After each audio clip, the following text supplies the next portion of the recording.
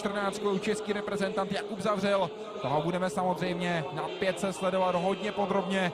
Doufejme, že to bude hodně snadné, protože bude neustále v záběru, jakožto člen té vedoucí skupinky kajakářů na 5kilometrové trati. Proti němu ale samozřejmě tvrdá konkurence. René Holten Poulsen, mimo jiné jeden z nich, pojede se 17. Tenhle dánský fenomén, který tady svou sílu ukazoval pravidelně, dnes ukázal také velké gesto v rámci vyhlášení vítězů, kdy skončil na 2. pozici na kajakářské 500 za Josefem Dostálem. A nejenom, že hned dával najevo, že to hlavní je Josef Dostál, že ten hlavní potlesk a ten hlavní kotel má být pro něj, ale zároveň to jeho chování jasně ukázalo, že i takovýhle král prohrává, ale prohrává se ctí a prohrává ve stylu fair play. Budeme rozhodně tohle dá nasledovat závodníka, který je trojnásobným světovým, 6násobným evropským šampionem v kajakářských distancích, závodníka, který se tady postavil hned několikrát na stupně vítězů v rámci mistrovství světa v rychlostní kanoistice v Račicích na startovním roštu. Není to ale samozřejmě jediný, na koho je třeba dát dobrý pozor. Budeme tady mít samozřejmě také tradiční silné kajakářské ekipy. Uvidíme, co předvede i třeba méně tradiční Norsko. Se 37. to bude Eivind Wold, muž, který letos nejel vůbec špatně na mistrovství Evropy. Teď už pohled na velkoplošnou obrazovku ukazuje českého reprezentanta Jakuba Zavřela, který se chystá na svůj dnešní start. Závodník, který skončil na 4 jako na kilometrové trati na letošní mistrovství světa se svými partňáky na 6. pozici. A mistr Evropy v kategorii, která je tou velmi našlapanou, tedy na 500 metrů dokázal Jakub Zavřel vybojovat zlatou medaili. I k tomu se dostaneme ve chvíli, kdy závodníci budou vpuštěni do trati. Pokud se podíváme na letošního mistra Evropy právě na 5000 metrů, tak tím je Max Hoff, dnes 18 na lodi. Závodník, který jel na mistrovství Evropy v Plovdivu čas 19 minut 21 vteřin a 220 tisícin. Půjdeme ještě o několik minut směrem dolů, pokud se podíváme na absolutní světovou elitu a porovnání dalších kategorií, tedy třeba například K1 ženy. Tohle to opravdu bude opět atak 20-minutové hranice společně s českým reprezentantem, který teď pojede v dráze číslo 14, tedy Jakub Zavřel, Česká republika. Ta výrazná loď, která je žlutočerná, pokud se podíváme na pruhy závodníka, který je ale také v té typické české kombinéze českého národního týmu. Max Hoff, mistr Evropy, nechybí, stejně jak Dan předesílal, také závodník, který reprezentuje Dánsko a patří mezi vůbec největší legendy. Závodník, který je připraven s číslem 17, tedy René Holten Poulsen, a poslední vteřiny do startu posledního finálového závodu mistrovství světa. Jakub Zavřel teď bude bojovat s tou absolutní světovou elitou na 5000 metrů. Letos teprve 21letý závodník, který má celou kariéru rozhodně před sebou a bude to tak platit i na té vytrvalecké distanci 5000 metrů. Pokud se podíváme na velké favority, tak se 17. René Holten Poulsen ví, jakým způsobem najet ideálně tu první zatáčku a zatím je mezi těmi, kteří se drží v elitní skupině a jsou na těch vedoucích pozicích. Great starting reaction by Christopher Kornfein from Austria. He is in the lead. René Holten Poulsen is in the middle of the course, keeping his pace. He knows that he is clear, that there is no trouble at all. He can concentrate on his strokes, on his technique and the tactics. Naturally, he wants to have his own way, his own lane, to make sure that there are no troubles and no complications. The third line is right now led by the man with number 30, which belongs to Fernando Pimenta from Portugal. Definitely no question there, and no, oh, this is the worst look we can have. Ilya Golendo from Kazakhstan is out of his boat and naturally ending his participation in the final of K1 man for 5000 meters. Nechybí ale ku příkladu také pátý muž mistrovství Evropy Jož Zakrajček ze Slovenska, který měl na mistrovství Evropy stejný čas jako Tom Liebscher, závodník z Německa. Pokud se podíváme ale na favorita mezi Němci číslo 1, tak je to právě Max Hoff, který je specialistou na 5000 metrů. Uvidíme, jak se tento vytáhlý Němec ukáže také v posledním závodě mistrovství světa, tedy závěrečná 5000 distance mistrovství světa v rychlostní kanoistice.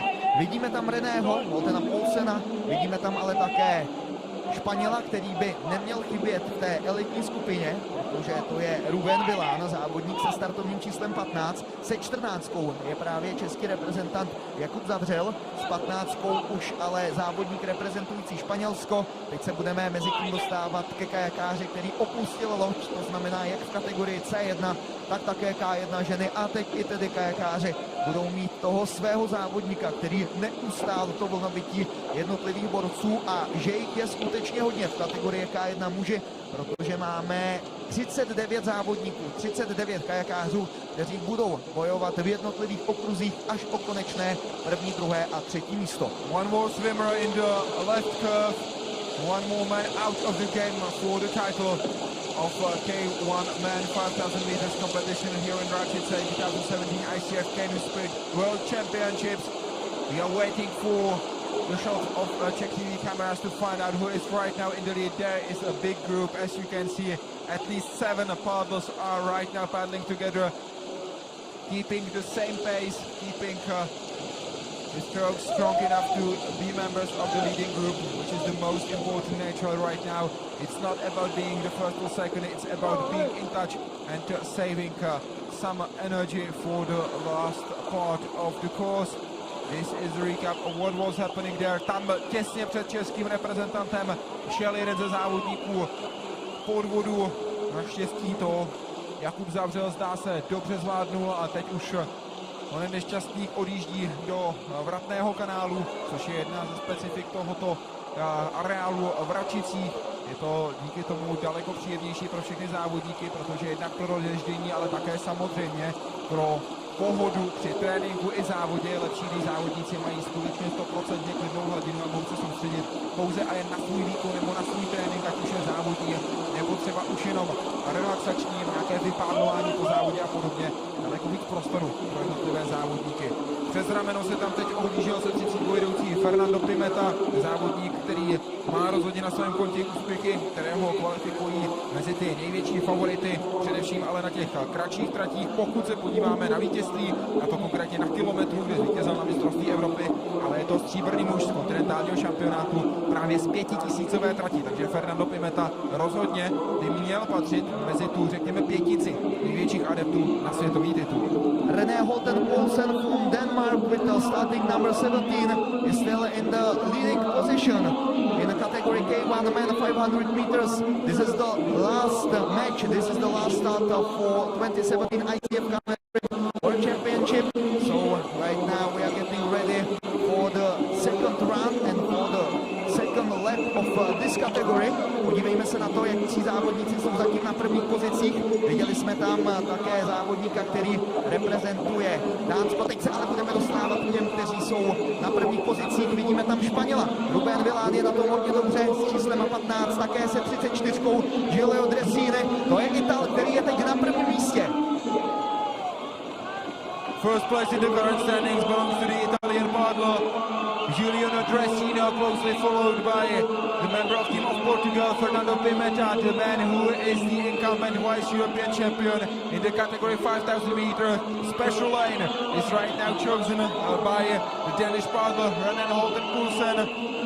Mezitím už nám tady ale také najíždí v tom davu z pohledu závodníků na levé straně na žluté lodi český reprezentant Jakub Zavřel, který má tady svoje podporovatele, a to víme 100%.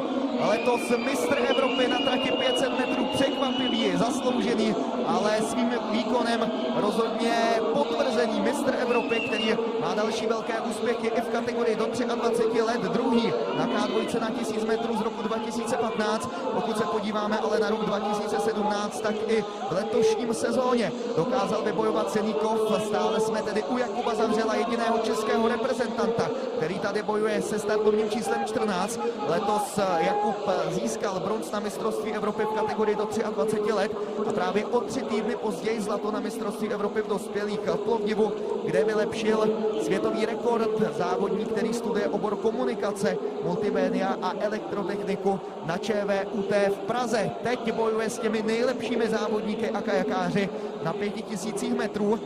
28. ledna letošního roku oslavil Kuba teprve 21. narozeniny a jeho výkon určitě bude sledovat také kouč Tomáš Ježek, který se mu věnuje a který mu naordinoval to nejlepší, pokud se podíváme na finále mistrovství světa a 5 kilometrů. He is coming to the lead, the incumbent European champion in category K1 man for 5,000 meters. Max Hof, representing Germany, is right now coming to the first place and keeping the pace he is satisfied with. He wanted to speed up a little bit. He was not satisfied with the pace that was led by the Italian Padlo, Giulino Dressino, who is right now in the third or fourth place. Here is the man who is representing Germany, the man who was competing also in the second World Cup in Szeged in Hungary in category K2 for the 1,000 meters. He was battling with Marcus Gross. They finished first in the final C. They were not as successful as they wanted and as they were in the third World Cup that was in Serbia, in Belgrade, because they finished second in the final standing of the category K2 for 1,000 meters. Čekáme a vstupujeme do poslední 12-minutovky světového šampionátu přímo na vodě. Potom se rozhodně dostaneme ještě mezi závodníky, kteří budou na červeném koberci a také na stupních vítězů. Teď se dostáváme ale k těm, kteří to mají rozjeto ze všech závodníků nejlépe a bojují v poslední sadě medailí o nejlepší pozice. Vidíme tam norské barvy, kde budeme mít také výborného Dána, který je teď někde na úrovni 6. 7. místa, a sledujeme také českého reprezentanta Jakuba Zavřela. Teď už se dostáváme ale ke startovnímu číslu 18 a to je Max Hof, závodník, který je letošním mistrem Evropy, teď ukazuje svoji sílu. Společně s ním startovní čísla 30 a 37. Se 30 vidíme Portugalce Fernando Pinentu a se 37 Edwina Volda. Dostaňme se ještě teď rozhodně ke 30, protože to je zajímavý závodník. Fernando Pimenta z Portugalska byl letos 8. na 500, ale stříbrný v kategorii K1 muži na 5000 metrů. Aktuálně tedy na první a druhé pozici závodníci, kteří na Evropě v Plovdivu byli na prvním a druhém místě. Český reprezentant Jakub Zavřel teď trošičku zavřený mezi svými soupeři. S 22 je tam po jeho pravé ruce Rafal Rosolský, po jeho levé ruce tam pádluje Maďar Noé Bálint. Hezký reprezentant tam ale hlídá svoji stopu. Vypadá to, že si jede svoje tempo, uvidíme, jak se mu podaří z té třetí skupinky třeba poskočit do té druhé na čele elitní trojice závodníků, od kterých rozhodně čekáme souboj o vítězství. Uvidíme, jak si budou hlídat průjezdy do zatáček tak, aby měli tu možnou koncentraci, co možná nejklidnější. In the lead there are 3 men that are not surprising to be members of the leading group of category K1 man for 5,000 meters. Max Hof, naturally, no question there. That's the guy, as I have mentioned, who is the incumbent European champion. The guy number 2 in the leading group is the guy from Portugal, Fernando Pimenta, who is the silver medalist of European Championships of the season 2017, and the bronze medalist of European Championships of 2017 is Elvind Wold from Norway, and guess what? He is the number 3 in the first group right now. So it seems that we have the same guys who were the best in the European Championships to be in the best 3 in the World Champs as well. Now you can see that they are keeping their lanes, but they are maybe a little bit trying to speed up the pace to make sure that only 3 are in the first group. Kajakáři, kteří byli na prvním, druhém a třetím místě na mistrovství Evropy, jsou teď také na první, druhé a třetí pozici v rámci už teď druhé poloviny mistrovství světa na 5000 metrů, protože jsme se přehoupli přes 10. minutu. Pokud se podíváme na výsledek Maxe Hofa, závodníka s číslem 18, tak ten jel na Evropě 19 minut a 21 vteřin. Další 2 závodníci byli na stříbrné a bronzové pozici. Vidíme tam totiž norského závodníka, měl by tam být norský závodník, pokud nedošlo ke změně na druhé a třetím místě. Počkáme si určitě na to potvrzení, nicméně platí, že německý závodník by měl jet dokončit nejrychlejším způsobem a nejenom norského závodníka, ale také závodníka se startovním číslem 30 Fernanda Pimentu. Budeme sledovat výborný borec, který jezdí nejenom 5000 metrů, ale ku příkladu také 1000, protože je to závodník, který je mistrem Evropy právě na kilometru, čas 3:29 a 32 000 k tomu, že i tohle je závodník, který pokud by se dojelo do cíle v nějakém větším kumulu, to znamená minimálně 3 závodníci, tak by mohla zaútočit. Teď ale sledujeme mistra Evropy, který se dostává na aktuální první pozici. So new current leader of category K1 men, 5000 meters is the incumbent European champion Max Hopp with the starting number 18. Second place for the silver medalist from European Championship and third position from the bronze medalist. Teď už ale také Dan, který je stále v elitní desítce, kde budeme mít Jakuba Zavřela, závodníka, který také bojoval do poslední chvíle o olympijské hry v Rio de Janeiro, protože jel také kvalifikaci, respektive nominaci na mistrovství světa v roce 2015 s Jakubem Švicarem. Jim na mistrovství světa unikl postup do finále kilometru a tím i šance na olympiádu v Riu o pouhé 0,2 vteřiny. Teď Jakuba Zavřela vidíme, ale s dalšími závodníky. Vidíme tam také polské barvy, vidíme tam se startovním číslem 22 Rafaela Rosolského, právě z Polska, který jede zhruba o 2 metry před Jakubem Zavřelem. Kvůli těsnému kontaktu s Arturem Petersenem, Belgičanem, který jede s 32 se s Jakubova kajaku stala na maličký moment, alespoň v té přední části ponorka u průjezdu kolem té bojky, která je na úrovni cílové rovinky. Jakub tam musel dobře hlídat, aby se dostal na její pravou stranu, aby nebyl diskvalifikován za to, že nejde správnou tratí. Nakonec si to tam pánové i trochu vyříkali, protože Belgičan se otáčel na českého kajakáře, chtěl vědět, co se to tam vlastně všechno děje. Naštěstí to zvládli oba dva v pořádku a Jakub si potom průjezdu kolem bojky našel stopu víc vlevo a tím pádem měl víc prostoru pro záběr, jak on, tak samozřejmě také Belgičan, který se tady představoval rozhodně i v jiných kategoriích, konkrétně v kategorii na 1000 metrů, kde pádloval v individuálním závodě. V té skončil v této disciplíně skončil letos na Evropě na 7. příčce. Když už mluvíme o tom, že Max Hopp je německým mistrem Evropy právě na 5000 metrů, tak připomeňme u Maxe i další výsledky. Je to také na K2 mistr Evropy na 1000 metrů, to jel konkrétně s Markusem Grossem, ale jel výborně také ve světovém poháru v letošní sezóně, protože v maďarském Segedu byl závodníkem, který na 500 obsadil 4. místo, a to o pouhých 19 setin zaostal za třetím Miroslavem Kirchevem z Bulharska ve 3. světovém poháru. Opět s Markusem Grossem byl na 1000, tedy na 1 kilometru kategorie K2 na 2. místě. Opravdu co světový pohár, tak to pro Maxe Hoppa nějaká ta medaile, ať už v individuální kategorii, anebo v kategorii K2 v letošní sezóně, tedy s dalším výborným Němcem, kterého jsme také viděli v průběhu mistrovství světa, Markusem Grossem. Tohle to je ale poslední individuální start a na 1., 2. a 3. místě se nic nemění ani pro tento moment. To znamená, německé barvy jsou teď na 1. pozici. Vidíme tam norského medailistu z mistrovství Evropy na pozici číslo 3 a zapomenout nesmíme na Portugalce Pimentu, který je výborným jak na 5 kilometrech, tak také na 1 kilometru a opět tedy platí, že je to závodník, který by ve finiši mohl ukázat svoji sílu. Platí to rozhodně, ale také pro Němce, který moc dobře ví, jakým způsobem jet tak, aby vybojoval a sám bojoval o zlatou medaili. Fernando Pimenta is checking what is happening behind him, and we may say that it can be even more interesting than we expected, because the first group was a little bit slower than the second one, and right now Alech Urenia from Belarus is leading the second group, in touch with the first group. In the second group there is also Kenny Wallace representing Australia and Ruben Milan from Spain. It seems that in a moment we could have not 3 but 6 paddlers in the lead of category K1 men for 5,000 meters, but naturally there are still no changes concerning the first, second and third place. It's much tougher, much more difficult to cross the waves if when you are trying to get in touch with someone who is just even a little bit ahead of you in the race. 5000 metrů a 21 let. Letos navíc titul mistra Evropy na 500. Taková je bilance. Jakuba Zavřela ještě 2 okruhy musí zvládnout. Pojďte ještě tlačit posledního českého reprezentanta.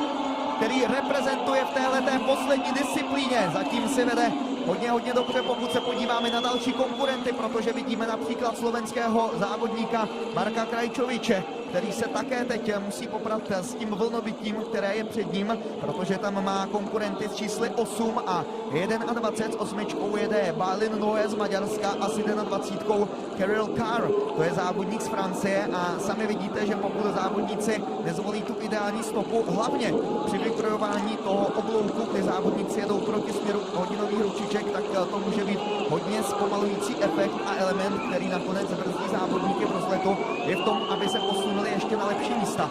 S číslem 9 Javier López Quinter, závodník, který reprezentuje Mexiko a teď také jede s dalšími dvěma kajakáři.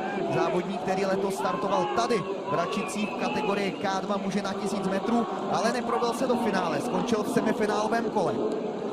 19 minutes, 21.220 seconds. That's how much time Max Hof needed to become the European champion of the season 2017. Right now we have been 17 minutes in the course in the fight for the world champion title. Max Hof is right now the closest to the world champion title and he can make the double European and world champion in the same year, the season 2017. As you can see, only two men are right now in the lead because the bronze medalist of this year's European Championship representing Norway, it is Elvind Wold, is losing touch. It seems that maybe he has some medical issues or something, that he's not feeling well. He let the first and the second man to go, and he was waiting for this. He was waiting for the wave to paddle with the man who's right now in the third place, and that's Alek Urania from Belarus. So the medal positions have opened much more than they were before. Číslem 37, třetí muž mistrovství Evropy, Eivin Wold. Teď vidíte, jakým způsobem ztrácí možná teď jako druhý dech, ale v té předcházející zhruba 150 metrů ztratil kontakt s prvními dvěma závodníky, kteří teď budou najíždět do závěrečného okruhu světového šampionátu. Tady vidíme mistra Evropy a zároveň také dalšího medailistu mistrovství Evropy v letošním roce. Na třetí pozici se teď dostává Alek Jurejha z Běloruska. I on má za sebou více startů na mistrovství světa a najednou to bude tuhý souboj o třetí, ale také o první místo. Don Hessel de Hess is saying the boat of the current leader of K1 man for 5,000 meters. Don Hessel de Hofer is saying the boat of the current leader. This is the man who is the number one of current standing, representing Germany. Max Hof, the incumbent European champion, in a close fight with this guy. Number 30 belongs to Fernando Pimenta, representing Portugal, and it seems that among those two, one of them will become the world champion of the season 2015. The European champion of the category K1 4,000 meters is in the second place right now, and the incumbent European champion of the course for 5,000 meters is in the lead right now. It's gonna be a tough call and tough fight, not only for the first but also for the third place in the final standing. Do závěrečného kola se ale také dostává český reprezentant Jakub Zavřel, který také musí zvládnout ještě poslední okruh tak, aby byl v cíli 5000 metrů. Letošní mistr Evropy na 500, bronzový na mistrovství v kategorii do 23 let. Ano, tohle to jsou ty hlavní distance, na kterých má zatím Jakub Zavřel ty největší úspěchy té nabité konkurenci, ale od reprezentačního týmu dostal důvěru právě na 5000 metrů tak, aby si osahal, jaké je to startovat na mistrovství světa před domácími diváky. Teď ještě poslední šance tlačit Jakuba Zavřela, českého reprezentanta, protože i on musí zvládnout poslední kolo, a to v momentě, kdy závodníci budou mít za sebou 20 minut dnešního závodu a my půjdeme do velkého finále. Let's go find out who will be the world champion of 2017 K1 man for 5,000 meters right now. The German paddler Max Hof needs to speed up. He needs to fight for the victory, and he speed up. The acceleration is amazing. The German versus the guy who's representing Portugal.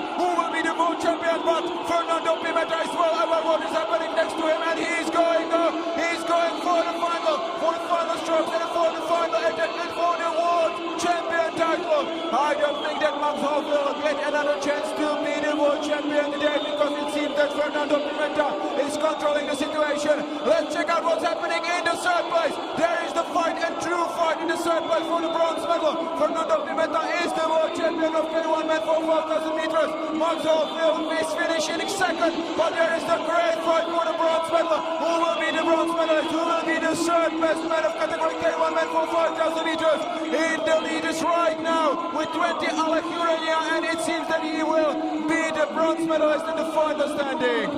I'm really looking forward to finding out what happened there between him and Kenny Wallace, who according to the unofficial results finished fourth in 2017 ICF Canoe Sprint World Championships in Račice. Portugalsko, Německo a nakonec také Bělorusko podle výsledků, které jsme teď měli k dispozici na posledním závodě mistrovství světa v rychlostní kanoistice v Račicích. Tohle to je druhý muž finálového závodu mistrovství světa, letošní mistr Evropy. Teď už dojíždí také další medailista z Evropy Nor, který ale ztratil v té poslední části závodu. Stejně jako Lukáš Zavřel. Pokud se podíváme na druhou stranu, tak tohle to bude poslední zhruba 80 metrů pro Jakuba Zavřela. Je to Jakub Kuba Zavřel, který teď pojede do cílové rovinky. Závodník, který letos zapsal obrovské výsledky, pokud se podíváme na mistrovství Evropy i na šampionát v kategorii do 23 let. Jakub Zavřel teď bude bojovat ještě se svými soupeři o co nejlepší umístění. Jakub Zavřel bojuje jako český reprezentant, který bude za Českou republiku uzavírat světový šampionát v Račicích v rychlostní kanoistice. Jakub Zavřel a jeho čas, na který si počkáme, stejně jako umístění českého reprezentanta, který už je také v cíli mistrovství světa pro rok 2017. René Holten Poulsen is now crossing the finish line of K1 man 5,000 meters. This is the boat of member of team of Czech Republic, Jakub Zavřel, closing for the Czech Republic the 2017 ICF Canoe Sprint World Championships on the water. While we can see that for the boat measurement is coming the second man, and you can see him in the big screen of the final standing.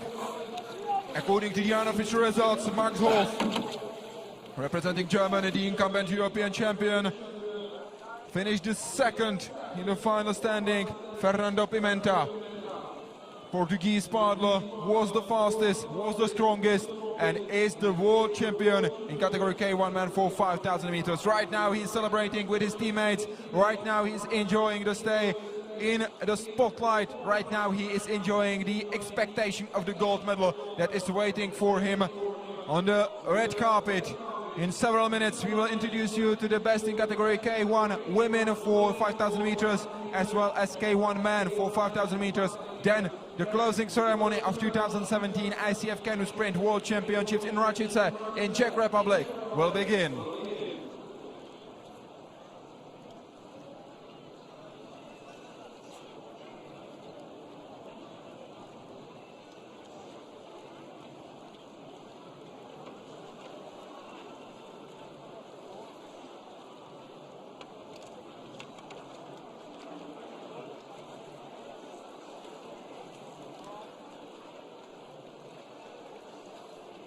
Wednesday, Thursday, Friday, Saturday and Sunday, days that we are connected closely with 2017 ICF Canoe Sprint World Championships in Račice. So many great performances, so many great and tough calls in the finish line we saw during the World Championships of 2017. So many great performances by so many great paddlers from all around the world. The last final A was the K1 man for 5,000 meters, and in a few minutes we will introduce you to the best in the final standing.